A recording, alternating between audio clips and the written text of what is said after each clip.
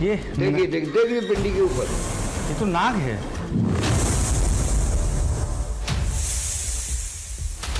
शिवलिंग पर एक नाग फन निकाले बैठा था, जो कभी शिवलिंग से लिपट रहा था तो कभी वहीं रेंग रहा था। इस नजारे ने हमें बुरी तरह चौंका दिया था।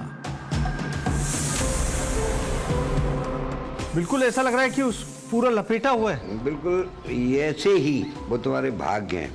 अगर हिम्मत है तो आगे अंदर जाके दर्शन मैं जा सकता हूँ? नहीं, अगर आपको भय लगता है तो मत जाइए। हाँ। अगर भय नहीं लगता है तो आप अंदर जाके टच मत करना, दूर से देखिए। जी जी।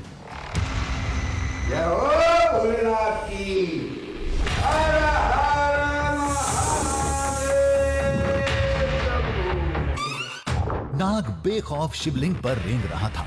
डरे सहमे हम भी करीब पहुंचे। यकीन नहीं हो रहा था, जो लोगों ने बताया था वो सच साबित होता दिख रहा था। ये शिवलिंग, जिसे स्वयंभू शिवलिंग कहा जाता है, जिससे लेकर ये मान्यताएं हैं कि यहाँ पर सर्पमेध यज्ञ से बचने के लिए सांपों का झुंड इकट्ठा हुआ था, एकत्रित हुआ था। वहाँ पर सुबह सुबह ये सर्प शिवलिंग पर ऐसे विराजमान हैं, उस पर लिपटे हुए हैं, जैसे इन्हें किसी बात का डर नहीं। मुझे नहीं मालूम कि आसपास कहीं और तो नहीं है।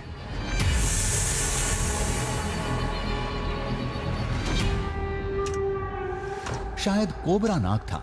हम खौफजदा थे, लेकिन ये बेखौफ शिवलिंग के आसपास अपने निशान छोड़ रहा था।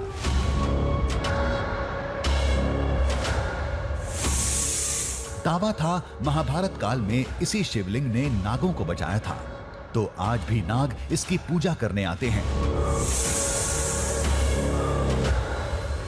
जब हमने द्वार खोला तो ये नाग शिवलिंग से लिपटा दिखा था। ये कब आया, कैसे आया, इसका भी पता लगाएंगे। आप मेरे से देखिए कितनी दूरी पर हैं। मैं हाथ भी सीधा करूंगा तो मैं सीधा इस सांप के ऊपर पहुंच जाएगा मेरा हाथ, और मैं उसे छू सकता हूं। ये पलटकर मुझे यहाँ पर काट भी सकता है। लेकिन जैसा सुना हमने कि यहाँ पर सर्प तो नज़र आते हैं, बावजूद इसके ये सर्प अगर शिवलिंग पर विराजमान भी हैं तो ये कुछ नुकसान नहीं पहुंचाते हैं। मंदिर के पुजारी के लिए यह सामान्य बात थी। वो अपने रोजमर्रा के काम में जुटे थे, लेकिन हम आंखें फाड़े इस दृश्य को बस देखे जा रहे थे। मैं कुछ ही दूरी पर हूँ और ये देखिए आप सरकते हुए मेरे पास आ रहे हैं, है ना। और ये यहाँ से यहाँ पानी पी रहे हैं। एक बार यहाँ दिखाना राजेश, नीचे नीचे ये पानी पी रहे हैं, देखिएगा यहाँ पे पानी पी रहे हैं और ये पानी पीते हुए नजर आ रहे हैं। यहाँ लाइट मना। ये दृश्य अविश्वसनीय था। अब जो भी था नजरों के सामने था। हम अभी हालात को समझने की कोशिश कर ही रहे थे, तभी वो नाग हमारी तरफ मुड़ा।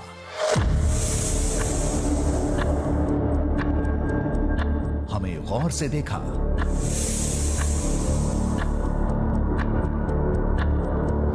फिर शिवलिंग के सामने फन को झुकाया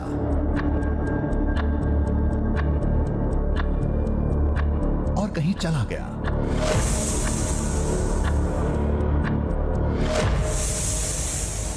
इधर आना राजेश, इस साइड आना, देखते हैं। मेहरा इधर आना राजेश, यहाँ क्या है? हमने उसे खोजने की कोशिश की, लेकिन अंधेरे की वजह से कुछ नजर नहीं आया। अचानक उसका गायब होना समझ से परे था।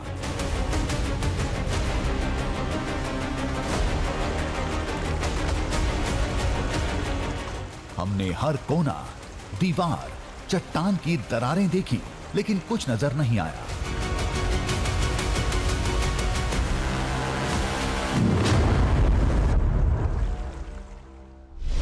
लेकिन गर्भगृह के अद्भुत नजारे का एक एक पल कैमरे में कैद हो चुका था।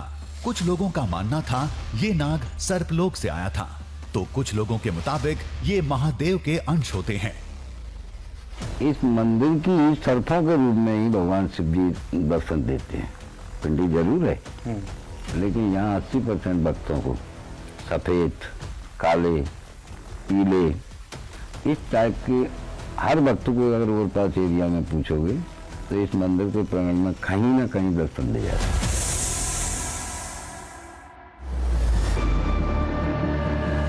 बाबा के चेहरे पर विजयी भाव थे।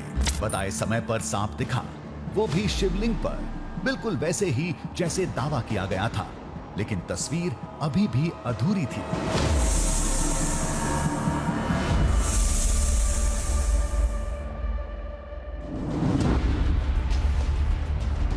अब GoPro कैमरों की रिकॉर्डिंग देखने की बारी थी। देखते हैं रात में मंदिर परिसर में क्या हुआ। कुल 3 कैमरे लगे थे। 2 कैमरों के फुटेज को एक साथ जोड़ा और उन्हें देखना शुरू किया। एक स्टैटिक फ्रेम नजर आ रहा है क्योंकि कोई हलचल इसमें कैद नहीं हुई है। हमारे जाने तक मंदिर में सब कुछ सामान्य रहा, लेकिन कुछ देर बाद हलचल दिखने लगी।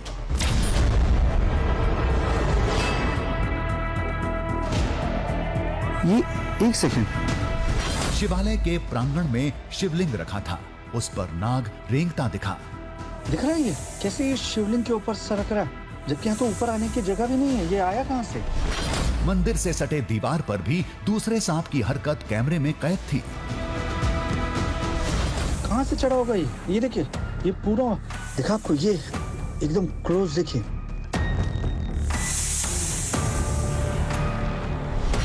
इन दोनों तस्वीरों ने हमें हिला कर रख दिया था।